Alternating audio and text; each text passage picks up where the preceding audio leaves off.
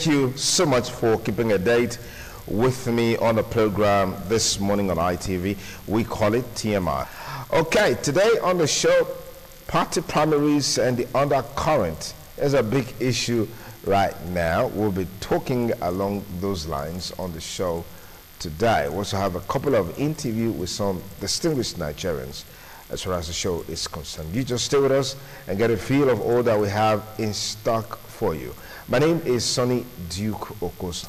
One of the most popular system of government is the practice of democracy.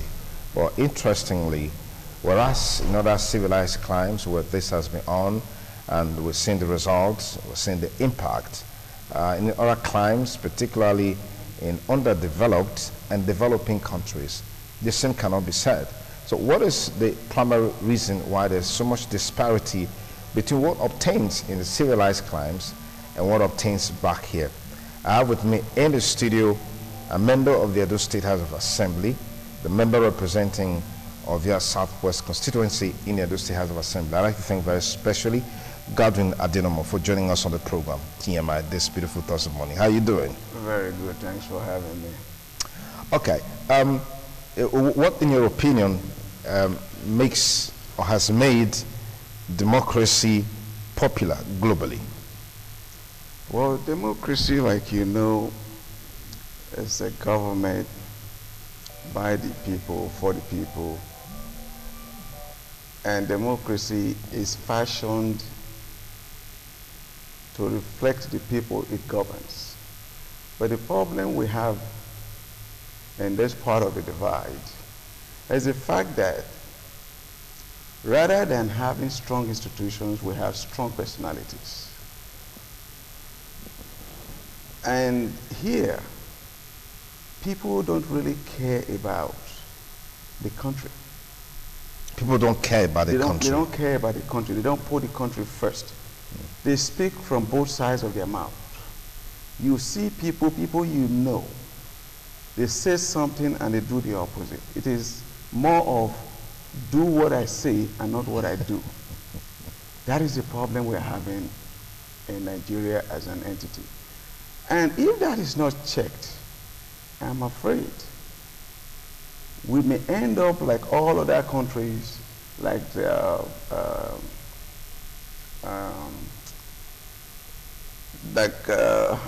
I'm trying to remember those countries that have become failed states. We are already a failed state, whether we like it or not. That is the truth.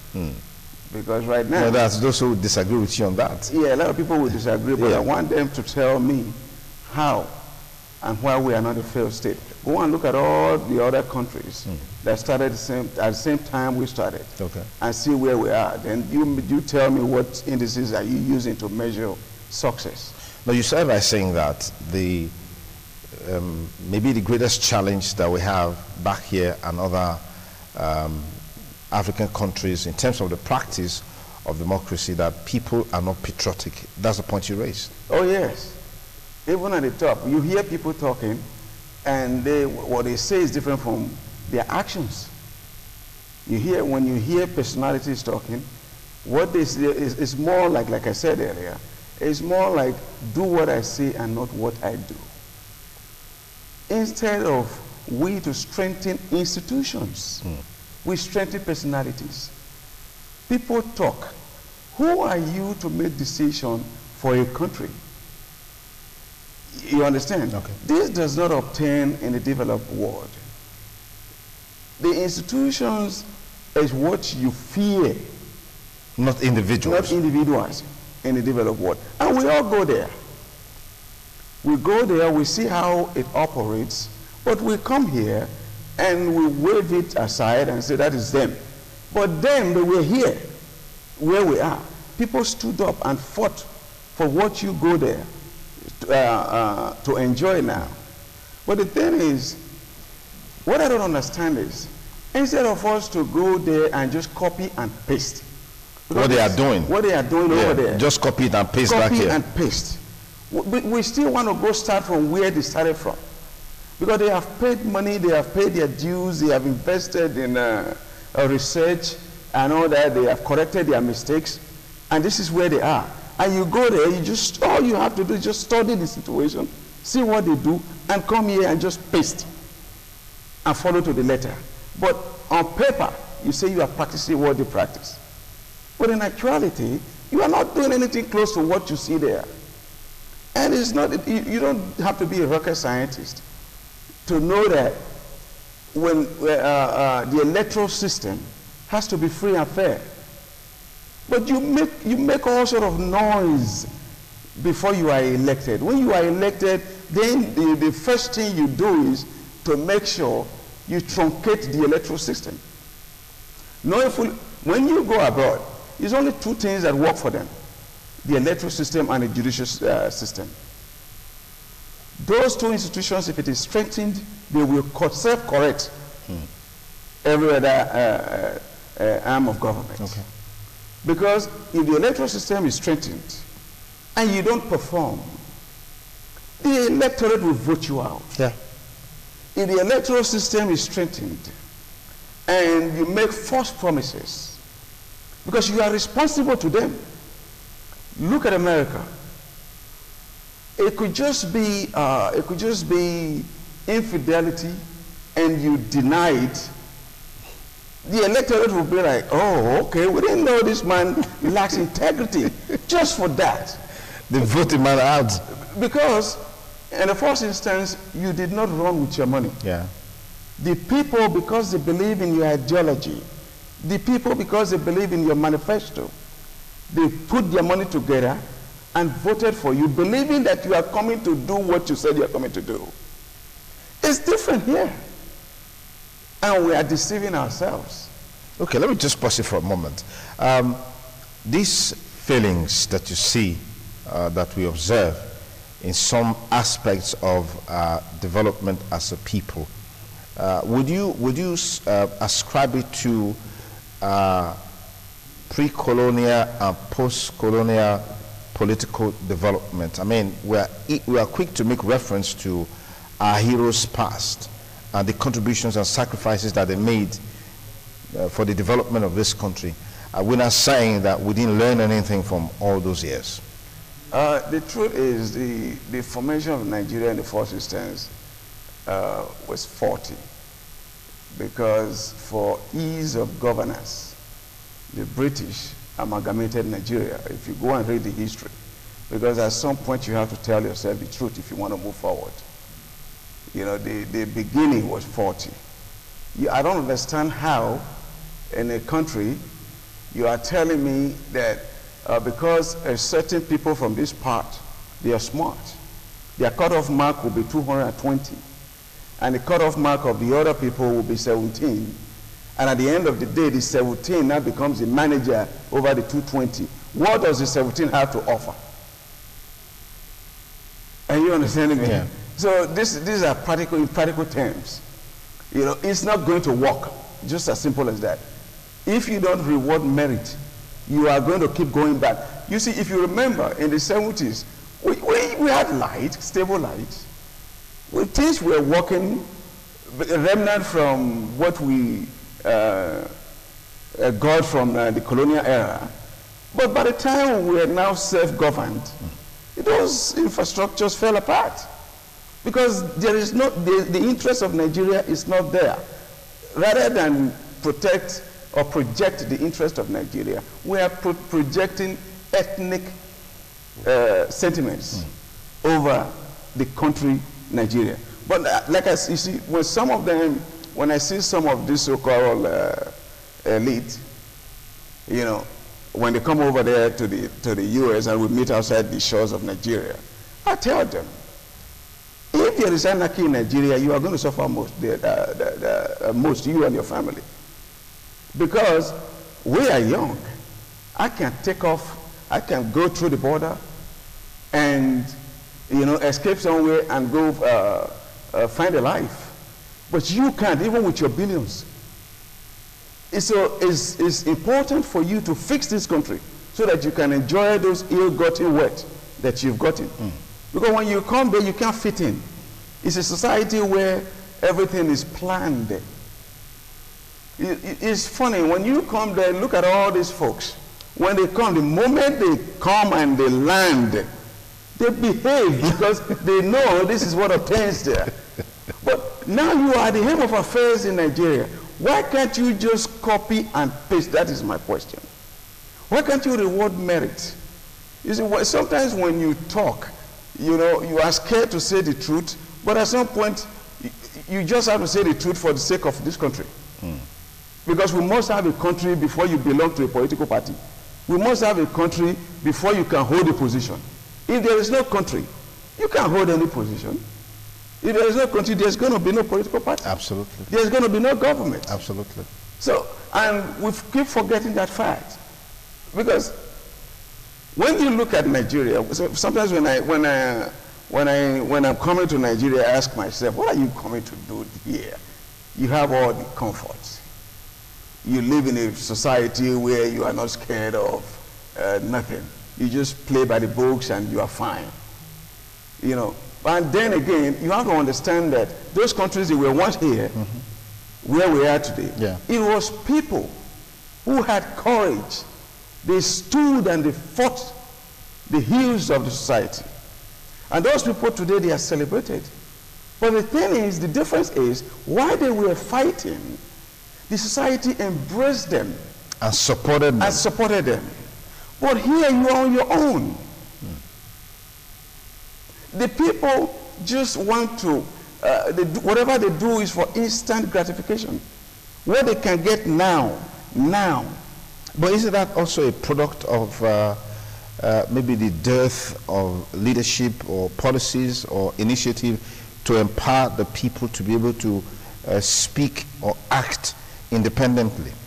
Exactly. That's exactly what I've been saying. You know, what we have here, we worship people. We fear. You are not supposed to fear a human being. You're just supposed to respect a fellow human being. But here they fear people. And that is not in me because of my orientation. I don't fear no human being. I just respect you. It's supposed to be like that.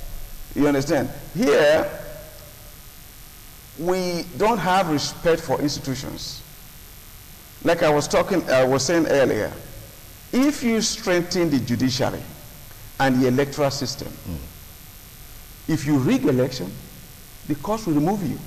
Why would you go and spend your money knowing fully whether the court is going to do justice? It's just common sense. Okay, why will you not go to school if you know you are not going to make the cutoff mark? Why will you not go to school and read to make the cutoff mark? But because you know that you are from a certain part of the country, there will be no need. You understand? Yeah. And then the problem is when the 17 is ruling over the one that got 17 points is ruling over the one that got 22, then they kill research. They don't see the need to impact your knowledge because it becomes frightening to their existence. And you understand me? Because that is the problem we are having here. Until we tell ourselves the truth. Over there in the developed countries, you worship, you embrace people who have intellect. You understand? You embrace them, you support them. But here it's not the same because you are scared of him. This is a place where they look at you and they say, oh, that guy is too smart. It's too smart. That one will not listen to us because that is the one that is going to do right. How are you going to move forward when you are trying to fight the one that will tell you the truth so that the country can move forward? Okay, let's just talk a bit on party politics, because you mentioned that if we get it right with our electoral process, we get it right with the judiciary, other things will naturally fall into place by way of strengthening our institution. Political parties are major stakeholders in the political process. What's your assessment of our political parties' impact on governance? First of all, if the truth has to be said, when you look at the political parties today, we have about 91 political parties. People just wake up and they go form political parties just for negotiation sake. And even the parties that are in place, if you ask a party man, starting from the chairman of the party, what are your manifesto? They don't even know. What they do is, because they don't have one, there's one written, you know, they don't read it because it's not part of them. You understand? They are not going there to implement. What, from day one, what they plan is how to rig elections. That's a political party. That is their manifesto. I don't care which party. Okay. That is their manifesto is how do we rig election, how do we stay in power. It is for the electorate to do the needful and vote their conscience, because we all know who can do right and who is not doing right. But with this new phenomenon, this vote buying, is that it has become a cancer. But the good thing is it's a curable cancer. It can be cured. We all know how to do it. We all know what to do. But will the people in power allow it? Yes, if it favors my party.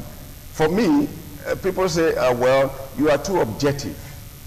And even if it's if it's you criticize it if it's wrong. I say, yes, I have a second address. I have a job. I have a source of income. So I don't have to die, you know, to do wrong. My conscience would prick me. The reason I'm here is for me to impact the little I can. Okay. Because people stood and fought in other climes for them to get to where they are today. You understand? Until we imbibe the culture of doing right, the country is just going to keep sliding backward. We are seeing it. Today we are sitting on a keg of gunpowder. But we are living in self-denial. Look at the manners of these herdsmen. We pretend as if it's not there.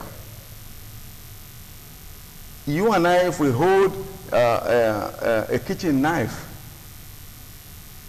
the police will arrest us. But you see a certain people going with AK-47. For what? These guys have also been identified as criminals that, to a large extent, is giving bad name to these people that are known to be peace-loving, just go about their normal business. Just yesterday was a report of 2 that were arrested as armed robbers. So we can't generalize it, don't you think so? Who was arrested as armed robbers? 2 herdsmen were arrested.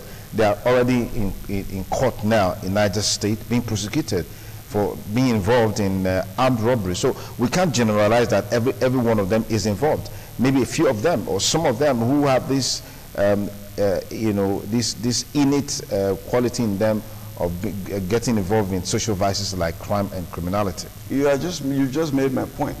I just said, if you and I, if they see us with a kitchen knife, they will arrest us. Yes. Now, why in Edo State, where I come from, my constituency, there are people who walk around with AK-47. How come those folks are not arrested? Why have you not reported them to the police? Of course we have. There are issues, there are times when they call me that the herdsmen have attacked my people. I'm representing them. Well, I go to the police and we make complaints. You know, I don't want to indict anybody. You know, I didn't come here to indict any particular person. Okay. You know, this is what is wrong with the society. You don't put the blame on just one person. You know, it has been there. It has to be collective. Collective and a holistic approach. You know, everybody, we all have to resolve that this country must move forward. Is this part of your resolution? Part of your resolution has brought you into some sort of conflicts every now and then with your party chieftains, your political party every now and then. When is this likely going to stop? Will it ever stop? Well, my issues with, as it affects me politically, my personal issues, I really don't want to discuss that. You know, limited to Nigeria. There's a forum, there's a forum, and there's a time, and there's a time for that. Okay. You know, when you invite me for that, then I will speak on that. Okay. You've talked about the need for the people to do the needful, to be alive to their responsibilities in driving this country forward. What are your key templates towards achieving that? Yes, what I just said. You strengthen the institutions.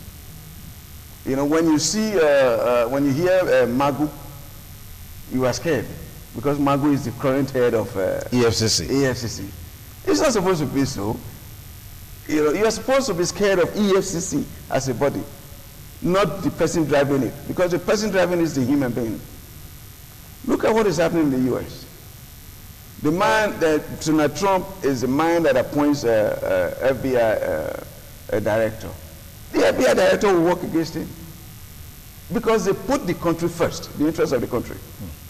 If you've done wrong, of course we'll investigate you. Look at what is happening there. The man is trying to muzzle up everything, and they're telling him, that's not the way it's done here. You know, they were president before you, that they will be president after you. This is America. You are seeing it play out over there. Yeah. You know, here, when you hear people just do things with reckless impunity, and they will even say to your face, it is wrong for the sake of this country, for this country to move forward. We have to stop that. You understand? Yeah. It burns my heart when you see people, they boast that you can go to places, you know, you can, if you like, you go anywhere. The judges, don't they live amongst us? Yeah. Don't they see the hills of society? I'm not going to cast aspersion on the whole judges. Okay. Because I'm where I am today because some judges you benefited from such independence and courage. This is wrong. You know, at some point we have to stand, we have to put our foot down and do what is right. I celebrate those judges. I applaud them, you know, for the service they have rendered to this country, because they said, this is wrong and this cannot continue. But if we have judges like that, and lawyers also, who would look at cases and say, no, this is wrong. Why don't you go and seek a political solution to this issue, because I cannot put my name on this kind of case. But you see SANS running around. But that's a professional service that they are rendering, isn't it? We have the same professional service everywhere in the world. Let me give you an instance. The just concluded bar conference, the president came and said the rule of law should be suspended, should be subordinated for the interest of the country. Who determines what the interest of the country is? As it suits you? And no lawyer there, trusting from the chief judge, could get up and walk out. That will never happen in a developed society. I'm not here to but many of them did react to that after comment. The fact. They did react to it. That's an afterthought, after the fact. The lawyers have said they will tell you that's an afterthought. When he was making that statement, you correct him. He's a human being. Then he will not go home and tell whoever wrote the speech that, I didn't know you wrote that. That is wrong. If there is no rule of law, will you have a country that you are going to govern if there is no rule of law? The rule of law is the constitution that gave you, that recognizes you as an individual. It's not because you are the most powerful human being. Yeah. It's that rule of law that gave you that power. If there's no rule of law, there's anarchy, then you won't be. If there's no rule of law, do you have the power, the physical strength? You understand? Yeah. To muscle anything? You can't. Can you even fight the next man to you? But it's the rule of law that empowered you, that gave you that power, that when you speak, it becomes law. Yeah. And you are saying that rule of law should be subordinated. Are you understanding me? Okay. Now, earlier you talked about the semi-dichotomy between the tribes, the regions of Nigeria, and you talked about our colonial past, how Nigeria came together as one entity that we have today. Looking at all of these, there's been these consistent talks about restructuring. I know that in the pre-2015 election, this was a major talking point. But in the last 3 years, it's gone back to the background. But now elections are here again. It's coming to the front burner. What do you make about this back and forth movement on discussions on restructuring?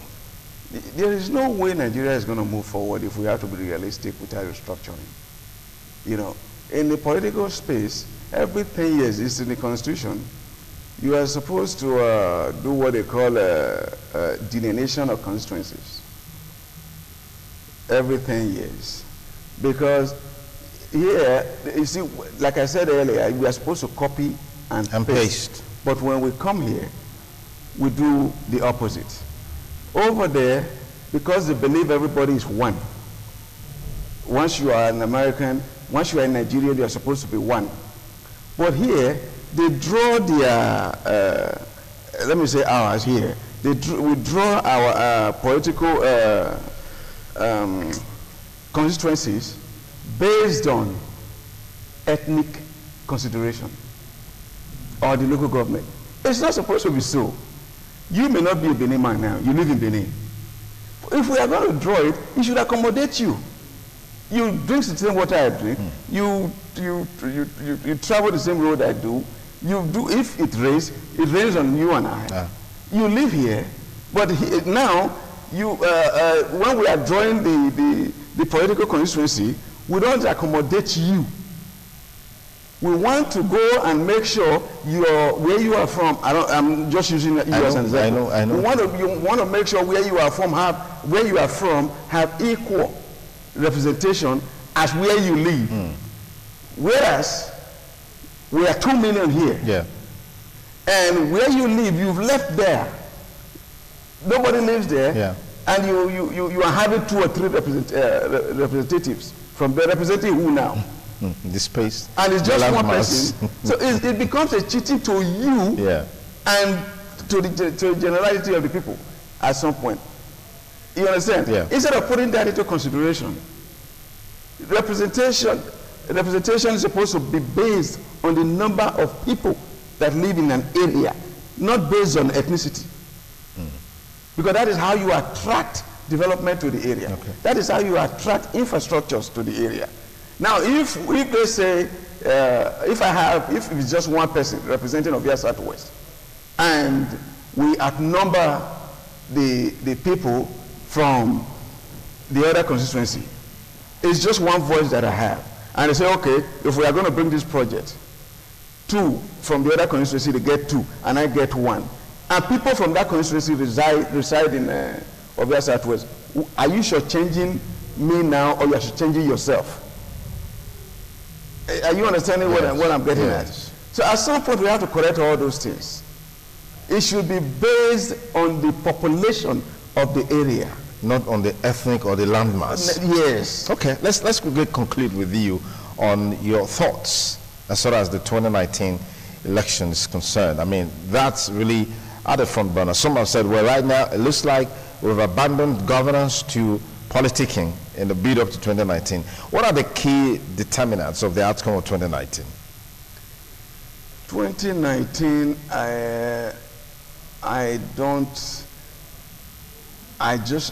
we can only pray for things to be done right. 2019, I just want Nigerians to look at who is capable. We have suffered a lot. The country needs to move forward. Look at who is capable. Forget where you are from, forget your ethnic coloration, or at some point you forget party. Because you have to have a country to have a party. And vote for who can move this country forward. We are in the digital age. You understand? Yeah. There's no point telling somebody who does not know how to open windows to go and be a professor in the computer class. It's not possible. It's not going to work. Is that not what we are doing here?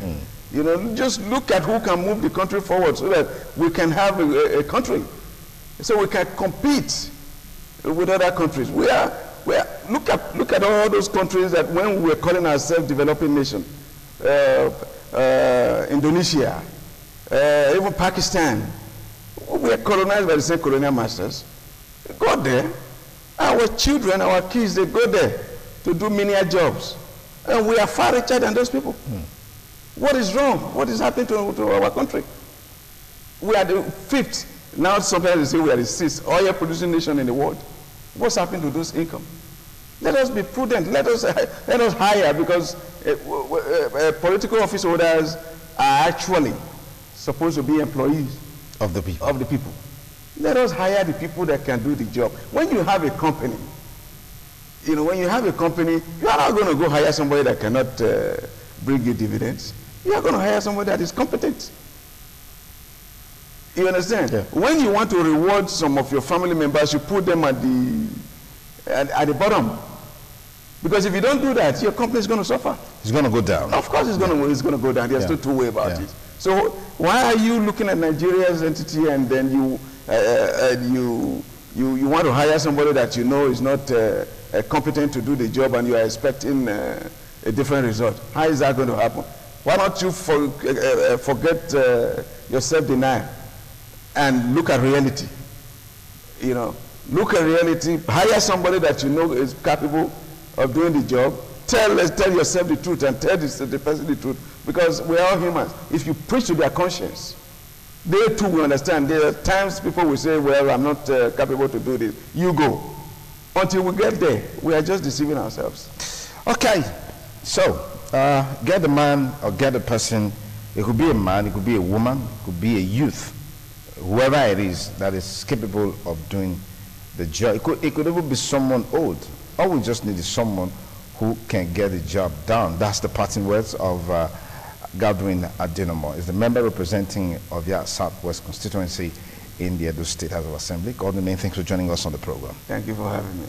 It's a TMI Thursday. We'll be back shortly with the rest of the interview segment on the show after this time. Don't go away. TMI, every opinion counts.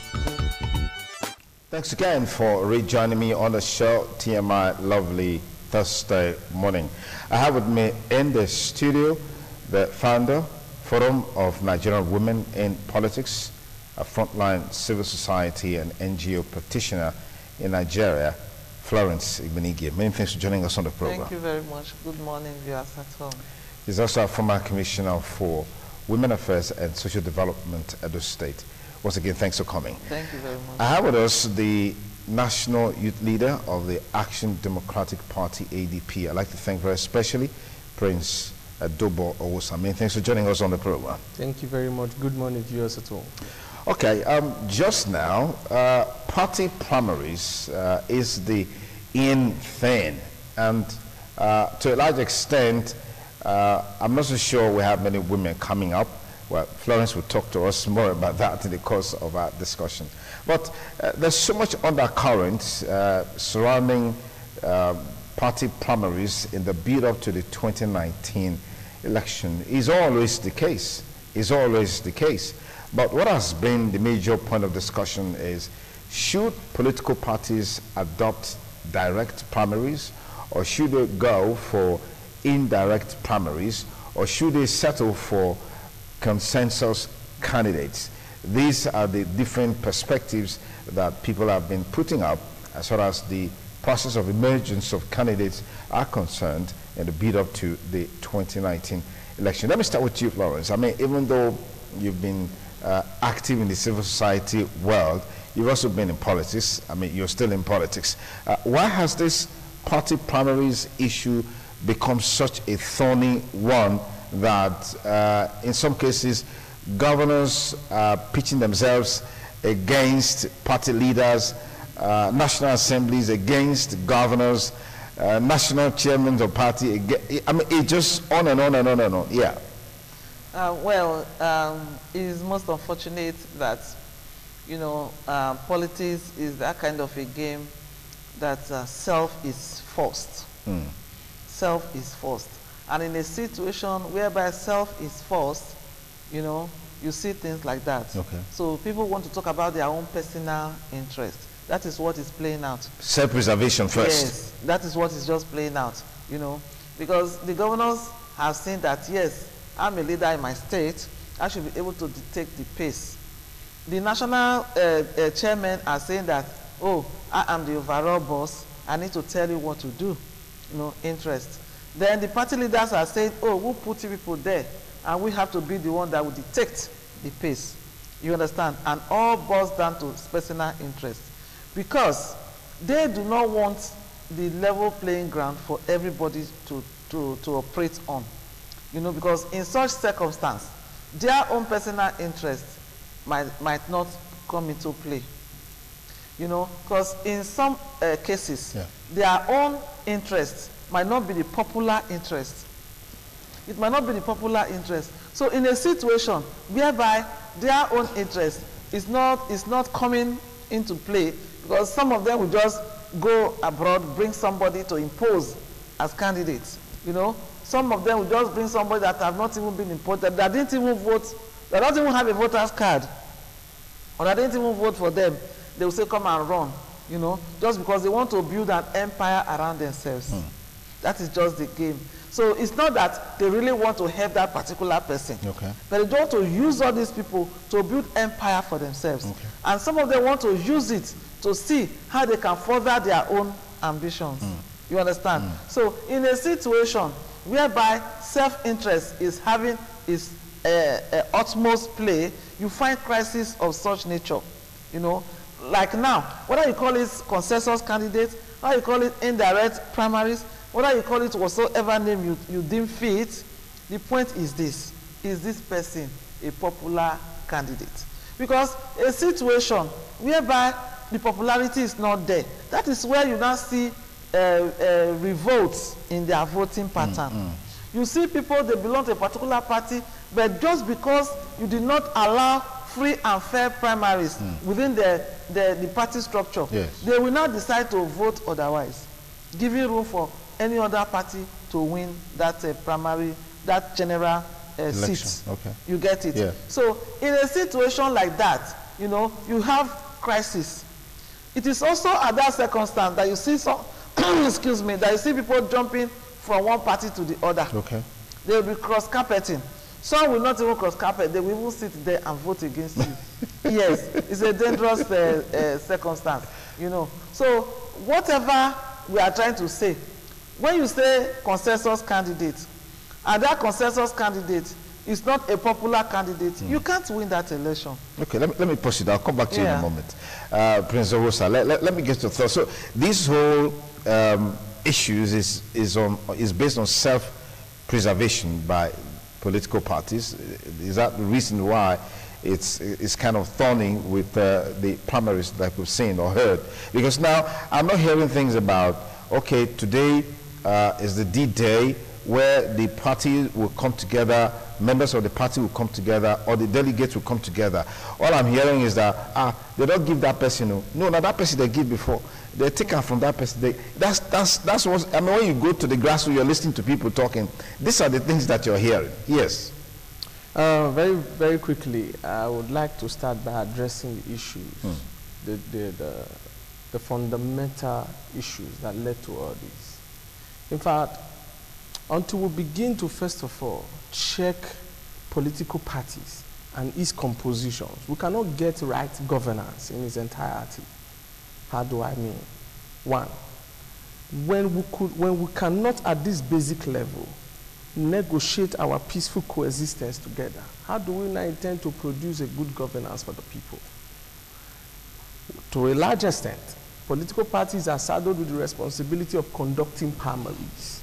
But let us not forget that we are in a democratic dispensation, and democracy is people-oriented. It is centered on the people.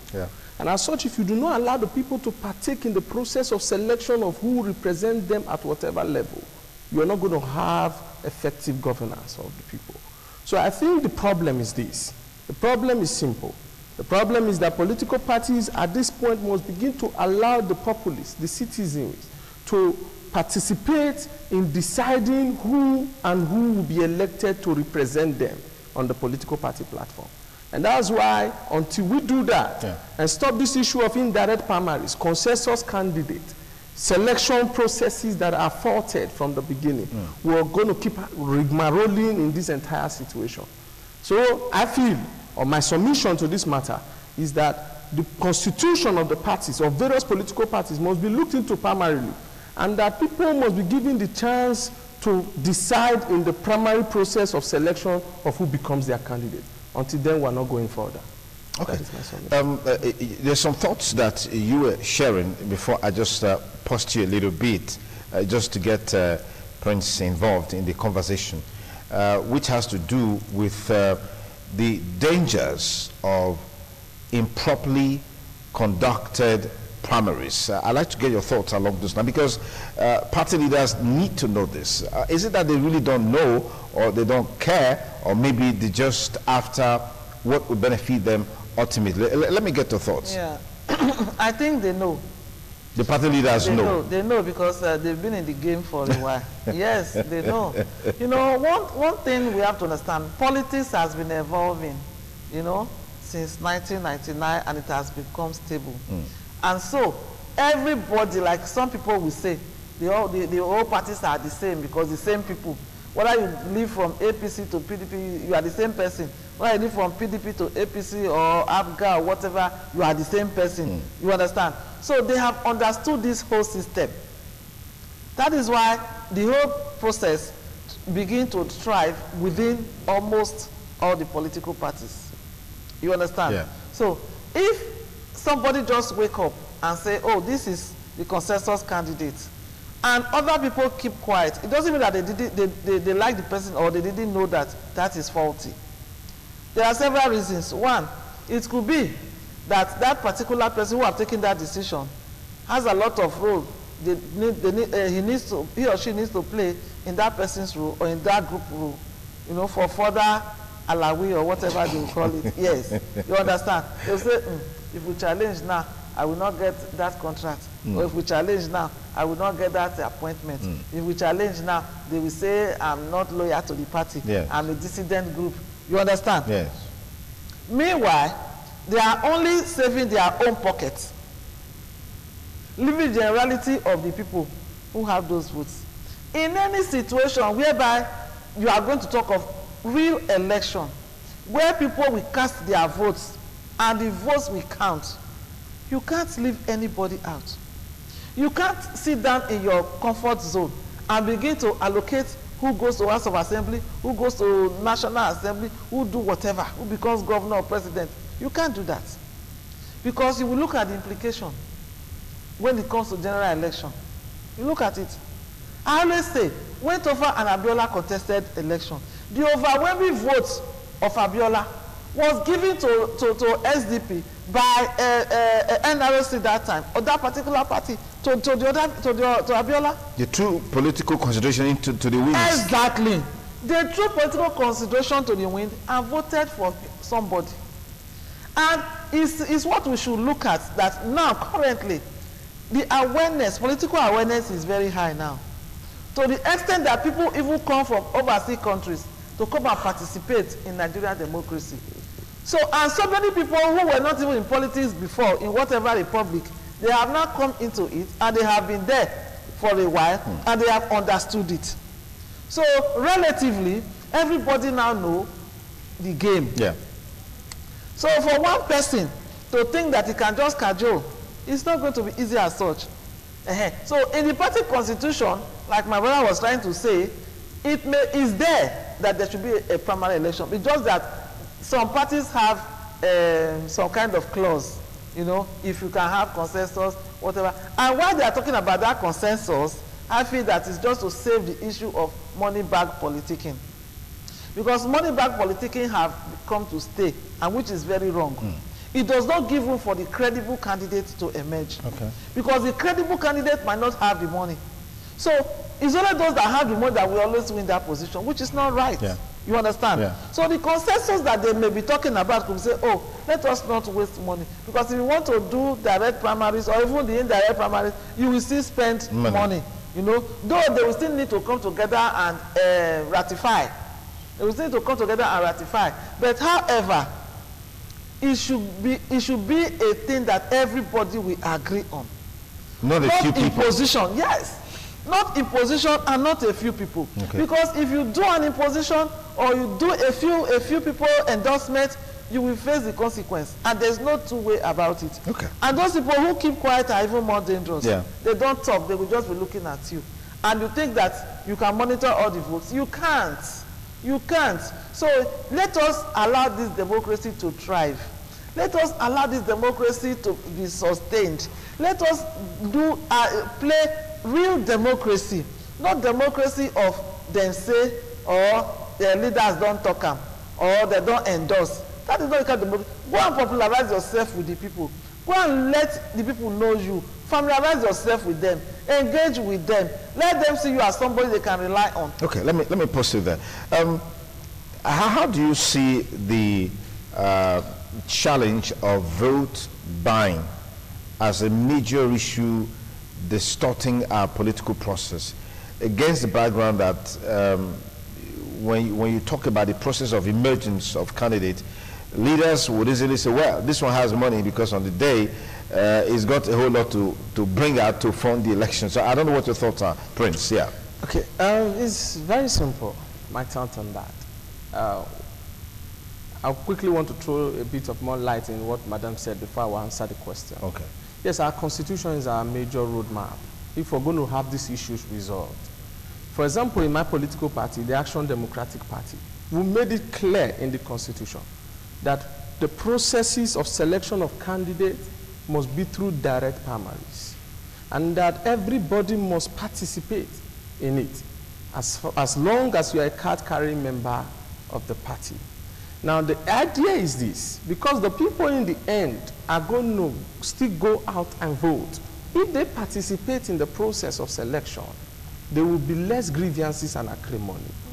Secondly, when this happens, or if this happens, I tell you, no aspirant in that political platform can buy everybody with money, however rich you think you may be. Because you cannot decide how the populace will react. In fact, in some cases, if you spend too much money and you have less to offer to the people, they will vote for you. Yeah. So I think political parties, like I said, must go back to the drawing board and let us reorganize our constitutions. And electorate, like we rightly said, are evolving. Yeah. And they are getting more awareness by the day. And as such, parties must begin to become careful. Okay. You must begin to roll out your manifesto. In vote buying and selection of candidates, I think in the long run, party leadership will begin to realize that as a leader of a political party, you are just merely there to drive the process, the visions, the ideas of the political party. You are not a demigod. You are not an umpire. Yeah. You are there subservient to those who elected you to lead them at that particular point in time. And until the Nigerian electorate is sensitized to the point that no longer should an electorate collect money and vote against your conscience, or you vote as a result of inducement, we're not going any further. Absolutely. So our appeal to the agencies involved in educating and orienting our people in that direction, they should step up. A while ago, I was watching the interview, and one of the panelists said, we must begin to strengthen our institutions. We must begin to enlighten our electorate by telling them that you cannot keep collecting money to vote against your conscience. Whatever money you are giving that day is not going to last you more than that week, and it's not going to take you for 4 years of that dispensation. We must begin to vote for those who are right. And until then, the Nigerian Leadership Society will begin to now see a difference in their actions. That is my submission. Thank you, Prince. Just on a final note, Florence, 2019 is here. I'm always concerned with the fact that all of the issues that have dominated our elections are still there. Is it like we're not growing? Is it like we're not making progress? Is it that things are not really changing in our electoral process? Well, it's just the individual. You know, it's the individual that is the issue. You know, we have understood that yes, politics is a game of number, and for you to get that number, you have to be fair in your dealings. and we tend to see how we could rig election. We tend to see how we could manipulate results. We tend to see how we could maneuver the system to favor you, to favor the individual. You know, that is just the problem. Okay, right now, you know, like you rightly said, I'm a feminist. Now, the issue of women in this whole exercise is key. Key in the sense that we cannot run a system with just one gender. We can't. Now, we have to bring in both gender to succeed. And this unfortunate issue is just that we don't have most women that have been in politics all this while. Women are just trying to come in to be part of politics and part of governance. So women cannot have that kind of resources that the men already have, that they are playing with. And secondly, we cannot have a lot of women in positions of authority or positions of decision making that has to do with candidacy or that has to do with governance decision making. You understand? So this politics of this era we are talking about, there are so many women out there who are very qualified. Well, many of the political parties are making ticket and nomination forms free for women. Isn't that enough incentive? Well, unfortunately, one of the political parties have decided that women should pay 50%. Well, but let's quickly get your final thoughts on discussions on party primaries and undercurrents. My advice to the political parties: one, try to be gender friendly. Try to look into the affirmative action. Try to make sure that you encourage the women in your political parties to participate, not just as voters, but as elective officers. You know, they should contest the primaries. Two, you have to make sure that you have women that are qualified. They are all over. Encourage them. If I were any political party, I will have more women as candidates. Yes, honestly speaking, I will have more women, because we need to begin to look at, read in between the lines, what has been going on in the society. The society we are today is not conducive for anybody. Majority of the citizens of this country are living in abject poverty. Majority of the people in this country are not comfortable. Security, there is none. So what are we talking about? So it is because the society have been under the rulership of one gender, and it is not complete. Because when God made man, he saw that there was no movement, nothing was going on. He had to reason and made a woman. And it is after making the woman that things began to move forward. So if God himself can recognize that man alone cannot rule the world, why can't we humans understand that fact? We have made the mistake time past when we used to have the colonial masters, and the colonial masters were all men, and somebody said, oh, but Flora Shaw named the country Nigeria. Yes, Flora Shaw was not invited to that meeting. Flora Shaw was in the kitchen preparing food for them, just as people always cage women. And she heard that the men were confused. They couldn't even know what to name a nation. She had to come up and say, look, what are you guys doing? Why don't you say Nigeria, from the Niger? Then I said, oh, you got it right, and they picked it. And that is how Nigeria came into existence. So you have to understand that women have it up there. Women are refined beings. Women are made from the ribs of men. God had already made the man before he noticed that there was an error. And that lacuna, he had to make a woman. And so a woman, every woman have an addendum to her creation. So the creature of a woman is far much higher than that of a man. And we are not saying as women that we don't want to see you men as our husbands or as people that we need to respect as the head of the family. We are not saying everything that. God made is perfect, whether man or woman, right? Yes. God don't make mistakes, but it's so that there are certain things that you need to add. Okay, let me get always has final thoughts as we call it a wrap now, the program. What are your final thoughts? The build up to the 2019 elections, we're appealing to the electorate. Please look out for political parties as they conduct their primaries, because whatever they do in the closet is what they will translate when they get into power. Any political party that is not the people's oriented in the selection process of primaries, please don't vote for them. Secondly, to allay Madam's fear, I want to quickly say that for our political party, my political party, Action Democratic Party, 50% had been given to both women and youth, because we believe that the future of the tomorrow rests on the shoulders of the students. Thank you for your final thoughts. We appreciate you. That's what we call it a wrap on the program today, this morning on ITV, TMI Thursday, with yours sincerely. Be sure to join us tomorrow. We'll bring you the pidgin version with Thomas Hado, Emmanuel Akbololo, and of course Hilary Musa Odia. Also, many thanks for coming on the show. Thank you so much. And Florence Igbenigi, many thanks for coming on the show. Thanks so much. Once again, happy birthday to our Chairman, Managing Director, His Excellency Chief Dr. Gabriel Osawawu Igbenigi, CFR, the Isama Opening Kingdom. Big thanks to all our crew members for making the show a huge success. Have a great week ahead. Bye for now.